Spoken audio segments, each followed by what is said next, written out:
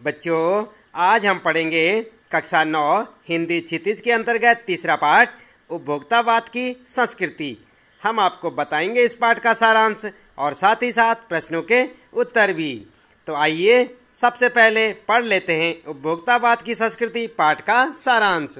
तो बच्चों, आप देख रहे हैं यहाँ पर, ये है आपका पाठ नंबर 3 उपभोक्तावाद की संस्कृति और हम आपको बता रहे हैं इस पाठ का सारांश। आप चाहें तो इस सारांश को अपनी नोटबुक में लिख भी सकते हैं।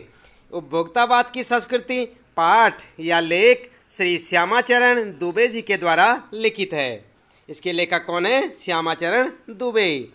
श्री दुबे जी ने इस लेख के माध्यम से उपभोक्तावाद के विभिन्न पहलुओं पर बल दिया है।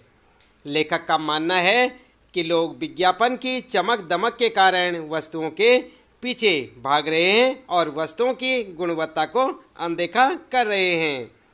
लेखक के अनुसार धीरे धीरे सब कुछ बदल रहा है। एक नई प्रकार की जीवन शैली अपना पांव पसार रही है।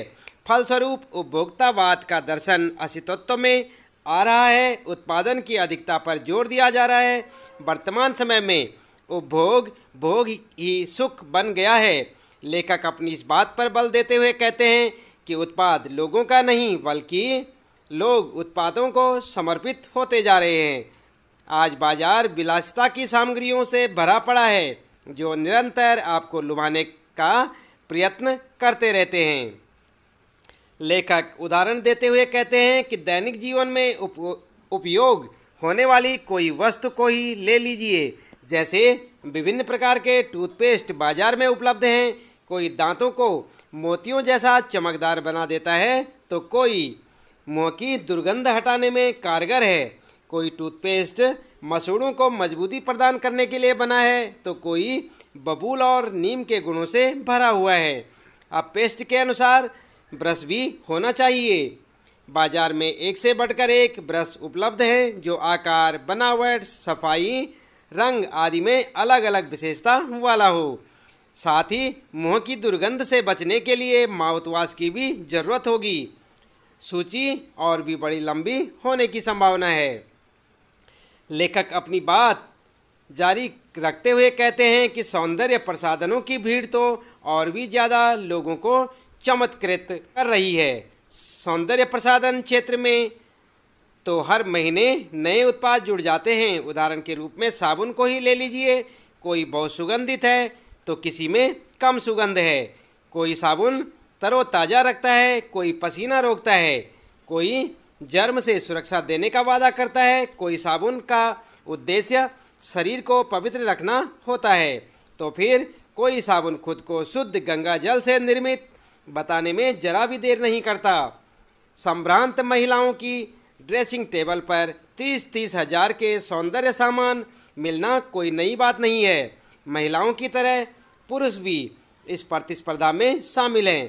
पहले तो उनका काम साबुन तेल से चल जाता था, अब पुरुषों के जीवन में भी तरह तरह के सौंदर्य सामान शामिल हैं। आगे लेखक कहता है, सौंदर्य की बात करते करते परिधान की दुनिया में आ जाते हैं। वे कहते हैं कि अत्यधिक मात्रा में बुटीक खुलने लगे हैं। विभिन्न डिजाइन के परिधान बाजार में आने लगे हैं जो बहुत महंगे भी हैं। केवल समय देखना हो तो 400-500 के घड़ी में भी काम चल सकता है, परंतु प्रतिष्ठा और हैसियत दिखाना हो तो घड़ियां 50-60 हजार से लाख 1.5 लाख तक की भी पहनी जा रही हैं। संगीत की समझ भले ही न हो पर म्यूजिक सिस्टम बड़ा और कीमती होना चाहिए। कंप्यूटर को काम से ज़्यादा दिखावे के लिए खरीदा जा रहा है। ऊंची प्रतिष्ठा का दिखावा करने के लिए शादी विवाह 5 सितारा होटलों में बुक किए जाते हैं। दिखावा का वही हाल हॉस्पिटल और स्कूलों के साथ भी है। अभी भारत में तो नहीं परंतु अमेरिका और यूरोप में मरने से पहले ही अपने अंतिम संस्कार या क्रियाक्रम के बाद का प्रबंध कर लिया जाता है जिसकी कीमत भी पहले ही देय होता है। आपके कब्र या समाधि स्थल पर हरी घास होगी। आपकी इच्छा अनुसार फूल होंगे, फव्वारे होंगे। आप चाहें तो मंद ध्वनि में निरंतर संगीत आदि की व्यवस्था भी करा सकते हैं। भविष्य में ऐसा भारत में भी संभव हो सकता है। उसके बाद लेखक कहता है, इस प्रश्न को लेकर आगे बढ़ते हैं कि उपभोक्तावाद की संस्कृति का विकास भारत में क्यों हो रहा है। जवाब में लेखक कहते हैं कि भारतीय परंपराओं का अवमूल्यन हुआ है, हमारी आस्थाएं दिन प्रतिदिन कमज़ोर हुई हैं। सत्य तो यह है कि हम पाश्चात्य संस्कृति की दास्तां स्वीकार कर लिए हैं। हम आधुनिकता की झूठी चकाचौंध में खो गए हैं तथा समस्त भ्रामक विज्ञापन हमारी मानसिकता को अपने बस में कर लिए हैं। अतः लेखक उक्त संस्कृति के फैलाव का परिणाम सोचकर बहुत चिंतित है। आगे वो कहते हैं कि हमारे सीमित संसाधनों का दुरुपयोग हो रहा है। भला आलू चिप्स, पिज़्ज़ा और बर्गर खाकर स्वस्थ कैसे रहा जा सकता है। ज्यों ज्यों दिखावे की संस्कृति फैलेगी, सामाजिक अशांति में भी बढ़ोतरी होगी। लेखक के अनुसार गांधी जी ने कभी कहा था कि हम स्वस्थ सांस्कृतिक प्रभावों के लिए अपने दरवाजे खिड़की खुले रखें, पर अपनी बुनियाद पर कायम रहें। निसंदेह उपभोक्तावाद की संस्कृति भविष्य में एक बहुत बड़ी चुनौती के रूप में सामने आ सकती है। तो बच्चों, ये था यहाँ पर इस पाठ का सारांश जो हमने आपको यहाँ पर पढ़कर भी सुनाया। आप चाहें तो इसे अपनी नोटबुक में नोट करें और इस पाठ को अच्छे से अपनी पाठ्य पुस्तक से भी पढ़ें ताकि आपको इस पाठ में बताए गए प्रश्नों के उत्तर अच्छे से समझ आ जाएं। चलिए इसके बाद यहाँ पर देख लेते हैं इस पाठ से संबंधित प्रश्नों के उत्तर। आप देख रहे हैं यहाँ पर अभ्यास प्रश्न उत्तर। सबसे पहला प्रश्न आपके लिए, आप ध्यान दें, लेखक के अनुसार जीवन में सुख से क्या अभिप्राय है।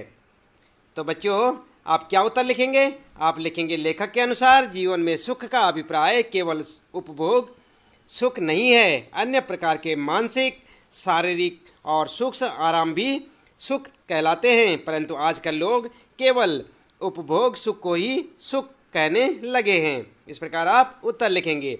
इसके बाद दूसरा प्रश्न आपके लिए, आज की उपभोक्तावादी संस्कृति हमारे दैनिक जीवन को किस प्रकार प्रभावित कर रही है। उत्तर में क्या लिखेंगे आप। उत्तर लिखेंगे, उपभोक्तावादी संस्कृति से हमारा दैनिक जीवन पूरी तरह प्रभावित हो रहा है। आज व्यक्ति उपभोग को ही सुख समझने लगा है। इस कारण लोग अधिकाधिक वस्तुओं का उपभोग कर लेना चाहते हैं। लोग बहुविज्ञापित वस्तुओं को खरीदकर दिखावा करने लगे हैं। इस संस्कृति से मानवीय संबंध कमजोर हो रहे हैं। अमीर गरीब के बीच दूरी बढ़ने से समाज में अशांति और आक्रोश बढ़ रहा है। इस प्रकार आप उत्तर लिखें। तीसरा प्रश्न है बच्चों आपके लिए, लेखक ने उपभोक्ता संस्कृति को हमारे समाज के लिए चुनौती क्यों कहा है। उत्तर में लिखेंगे आप, गांधी जी। आप देख रहे हैं यहाँ पर उत्तर, गांधी जी सामाजिक मर्यादाओं और नैतिकता के पक्षधर थे। वे सादा जीवन, उच्च विचार के कायल थे। वे चाहते थे कि समाज में आपसी प्रेम और संबंध बढ़े, लोग संयम और नैतिकता का आचरण करें। उपभोक्तावादी संस्कृति इस सब के विपरीत चलती है। वह भोग को बढ़ावा देती है और नैतिकता और मर्यादा को तिलांजलि देती है। गांधी जी चाहते थे कि हम भारतीय अपनी बुनियाद पर कायम रहें, अर्थात अपनी संस्कृति को ना त्यागें। परंतु आज उपभोक्तावादी संस्कृति के नाम पर हम अपनी सांस्कृतिक पहचान को भी मिटाते जा रहे हैं। इसलिए उन्होंने उपभोक्तावादी संस्कृति को हमारे समाज के लिए चुनौती कहा है। इसके बाद आइए देख लेते हैं चौथा प्रश्न और उसका उत्तर। तो यहाँ पर आप देखें ना बच्चों, ये है चौथा प्रश्न। आशय स्पष्ट कीजिए। पहला है यहाँ पर और दूसरा इस प्रकार से यहाँ पर प्रश्न है। पहला है कै वाला, आप ध्यान दें। कै प्रश्न है, जाने अनजाने आज के माहौल में आपका चरित्र भी बदल रहा है। आप उत्पाद को समर्पित होते जा रहे हैं। तो इस लाइन का आपने आशय लिखना है। दूसरा है, प्रतिष्ठा के अनेक रूप होते हैं, चाहे वे हास्यास्पद ही क्यों न हो। तो उत्तर कैसे लिखेंगे आप। इन दोनों का आप उत्तर लिखेंगे। सबसे पहले का आशय लिखेंगे आप। उपभोक्तावादी संस्कृति अधिकाधिक उपभोग को बढ़ावा देती है। लोग उपभोग को ही सुख मानकर भौतिक साधनों का उपयोग करने लगते हैं। इससे वे वस्तु की गुणवत्ता पर ध्यान दिए बिना उत्पाद के गुलाम बनकर रह जाते हैं, जिसका असर उनके चरित्र पर भी पड़ता है। इसके बाद ख का उत्तर आप क्या लिखेंगे। ख का आशय लिखेंगे आप, लोग समाज में प्रतिष्ठा दिखाने के लिए तरह तरह के तौर तरीके अपनाते हैं। उनमें कुछ अनुकरणीय होते हैं तो कुछ उपहास का कारण बन जाते हैं। पश्चिम देशों में लोग अपने अंतिम संस्कार, अंतिम विश्राम हेतु अधिक से अधिक मूल्य देकर सुंदर जगह सुनिश्चित करने लगे हैं। उनका ऐसा करना नितांत हास्यास्पद है, यानी कि हंसने योग्य है। इसके बाद बच्चों आप ध्यान दें, आगे आपके लिए प्रश्न है आपके पाठ में रचना और अभिव्यक्ति से संबंधित। 5वां प्रश्न है आपका, कोई वस्तु हमारे लिए उपयोगी हो या ना हो, लेकिन टीवी पर विज्ञापन देखकर हम उसे खरीदने के लिए अवश्य लालायित होते हैं, आखिर क्यों? उत्तर लिखेंगे आप। टीवी पर आने वाले विज्ञापन बहुत प्रभावशाली होते हैं। वे हमारी आँखों और कानों को विभिन्न दृश्यों और ध्वनियों के सहारे प्रभावित करते हैं। वे हमारे मन में वस्तुओं के प्रति भ्रामक आकर्षण जगा देते हैं। बच्चे तो उनके बिना रह नहीं पाते। जैसे आप देखते हैं ना, खाए जाओ, क्या करें, कंट्रोल ही नहीं होता। जैसे आकर्षण हमारी लार टपका देते हैं, इसलिए अनुपयोगी वस्तुएं भी हमें लालायित कर लेती हैं। इस प्रकार आप उत्तर लिखेंगे। इसके बाद बच्चों 6ठा प्रश्न आपके लिए, आपके अनुसार वस्तुओं को खरीदने का आधार वस्तु की गुणवत्ता होनी चाहिए या उसका विज्ञापन? तर्क देकर स्पष्ट करें। तो आप उत्तर क्या लिखेंगे? आप लिखेंगे हमारे अनुसार वस्तुओं को खरीदने का आधार उसकी गुणवत्ता होनी चाहिए, न कि विज्ञापन। इस संबंध में कबीर की उक्ति पूर्णतया सटीक बैठती है कि मोल करो तलवार का, पड़ी रहन दो म्यान। विज्ञापन हमें वस्तुओं की विविधता, मूल्य, उपलब्धता आदि का ज्ञान तो कराते हैं, परंतु उनकी गुणवत्ता का ज्ञान हमें अपनी बुद्धि विवेक से ही करके ही आवश्यकता अनुसार वस्तुएं खरीदनी चाहिए। इसके बाद अगला प्रश्न है बच्चों 7वां प्रश्न है, पाठ के आधार पर आज के उपभोक्तावादी युग में पनप रही दिखावे की संस्कृति पर विचार कीजिए। उत्तर लिखेंगे आप। आज दिखावे की संस्कृति पनप रही है, यह बात बिल्कुल सत्य है। इसलिए लोग उन्हीं चीज़ों को अपना रहे हैं जो दुनिया की नज़रों में अच्छी हैं। सारे सौंदर्य प्रसाधन मनुष्यों को सुंदर दिखाने के ही प्रयास करते हैं। पहले यह दिखावा औरतों में होता था, आजकल पुरुष भी इस दौड़ में आगे बढ़ चले हैं। नए नए परिधान और फैशनेबल वस्त्र दिखावे की संस्कृति को ही बढ़ावा दे रहे हैं। इस प्रकार आप उत्तर लिखेंगे। साथ साथ आप लिखेंगे, आज लोग समय देखने के लिए घड़ी नहीं खरीदते, बल्कि अपनी हैसियत दिखाने के लिए हजारों क्या लाखों रुपए की घड़ी पहनते हैं। आज हर चीज़ 5 सितारा संस्कृति की हो गई है। खाने के लिए 5 सितारा होटल, इलाज के लिए 5 सितारा अस्पताल, पढ़ाई के लिए 5 सितारा सुविधाओं वाले विद्यालय, सब जगह दिखावे का ही साम्राज्य है। यहाँ तक कि लोग मरने के बाद अपनी कब्र के लिए लाखों रुपए खर्च करने लगे हैं, ताकि वे दुनिया में अपनी हैसियत के लिए पहचाने जा सकें। यह दिखावा संस्कृति मनुष्य को मनुष्य से दूर कर रही है। लोगों के सामाजिक संबंध घटने लगे हैं, मन में अशांति जन्म ले रही है, आक्रोश बढ़ रहा है, तनाव बढ़ रहा है। हम लक्ष्य से भटक रहे हैं, यह अशुभ है, इसे रोका जाना चाहिए। इस प्रकार आप इस प्रश्न का उत्तर लिखेंगे। इसके बाद बच्चों 8वां प्रश्न है, आज की उपभोक्ता संस्कृति हमारे रीति रिवाजों और त्योहारों को अपने अनुभव के आधार पर एक अनुच्छेद लिखिए। उत्तर में क्या लिखेंगे आप बच्चों? आज की उपभोक्ता संस्कृति के प्रभाव से हमारे रीति रिवाज और त्यौहार अछूते नहीं रहे। हमारे रीति रिवाज और त्यौहार सामाजिक समरसता बढ़ाने वाले, वर्ग भेद मिटाने वाले, सभी को उल्लासित एवं आनंदित करने वाले हुआ करते थे, परंतु उपभोक्तावादी संस्कृति के प्रभाव से इनमें बदलाव आ गया है। इससे त्यौहार अपने मूल उद्देश्य से भटक गए हैं। आज रक्षाबंधन के पावन अवसर पर बहन भाई द्वारा दिए गए उपहार का मूल्य आंकलित करती है। दीपावली के त्यौहार पर मिट्टी के दिए प्रकाश फैलाने के अलावा समानता दर्शाते थे, परंतु बिजली की लड़ियों और मिट्टी के दियों ने अमीर गरीब का अंतर स्पष्ट कर दिया है। यही हाल अन्य त्योहारों का भी है। इसके बाद बच्चों अगला प्रश्न यहाँ पर आपके लिए 9वां प्रश्न है, धीरे धीरे सब कुछ बदल रहा है। इस वाक्य में बदल रहा है क्रिया है, यह क्रिया कैसे हो रही है? धीरे धीरे। कैसे हो रही है बच्चों? धीरे धीरे। अतः यहाँ धीरे धीरे क्रिया विशेषण है। जो शब्द क्रिया की विशेषता बताते हैं उन्हें क्या कहते हैं? क्रिया विशेषण कहते हैं। जहाँ वाक्य में हमें पता चलता है कि क्रिया कैसी, कितनी और कहाँ हो रही है, वहाँ वह शब्द क्रिया विशेषण कहलाता है। जैसे यहाँ पर देखें आप, कै में ऊपर दिए गए उदाहरणों को ध्यान में रखते हुए क्रिया विशेषण से युक्त लगभग 5 वाक्य पाठ में से छांटकर लिखिए। तो बच्चों हम आपको बता दें कि यदि आपने हमारे चैनल को सब्सक्राइब किया है तो बहुत अच्छी बात है, आप हमारे चैनल की प्लेलिस्ट में जाएं, हिंदी व्याकरण की प्लेलिस्ट आपको नज़र आएगी। उसमें आप क्रिया विशेषण और क्रिया के बारे में पूरी वीडियो देखें, उससे आपको मालूम हो जाएगा किस प्रकार क्रिया विशेषण की परिभाषा होती है और कैसे क्रिया विशेषण का प्रयोग किया जाता है। तो बच्चों, यदि आपने चैनल को सब्सक्राइब किया है तो बहुत अच्छी बात है, यदि नहीं किया है तो आप चैनल को सब्सक्राइब करें और उसकी प्लेलिस्ट में हिंदी व्याकरण की प्लेलिस्ट देखें। वहाँ पर आपको क्रिया और क्रिया विशेषण के बारे में पूरी जानकारी मिल जाएगी। तो यहाँ पर चलते हैं। ख वाला है धीरे धीरे, जोर से, यानी लगातार, हमेशा, आजकल, कम ज़्यादा, यहाँ, इधर, उधर, बाहर, इन क्रिया विशेषण शब्दों को प्रयोग करते हुए वाक्य बनाइए। और गै में क्या लिखा है, नीचे दिए गए वाक्यों में से क्रिया विशेषण और क्रिया विशेषण शब्द छांटकर अलग लिखिए। तो यहाँ पर आप ध्यान दें बच्चों, ये है वाक्य और यहाँ पे क्रिया विशेषण, यहाँ पर विशेषण। तो यहाँ पर जैसे पहला वाक्य है, कल रात से निरंतर बारिश हो रही है। पेड़ पर लगे पके आम देखकर बच्चों के मुंह में पानी आ गया। और तीसरा है, रसोई घर से आती पुलाव की हल्की खुशबू ने मुझे जोरों की भूख लगाई। उतना ही खाओ जितनी भूख है, विलासिता की वस्तुओं से आजकल बाजार भरा पड़ा है। और यहाँ पर आपने क्रिया विशेषण और यहाँ पर विशेषण लिखना है। तो उत्तर में क्या लिखेंगे बच्चों आप, आइए उत्तर देख लेते हैं। यहाँ पर क्या होगा, धीरे धीरे सब कुछ बदल रहा है। तो यहाँ पर क्रिया विशेषण क्या है, धीरे धीरे। ये रीतिवाचक क्रिया विशेषण कहते हैं इसे, सब कुछ परिमाणवाचक क्रिया विशेषण।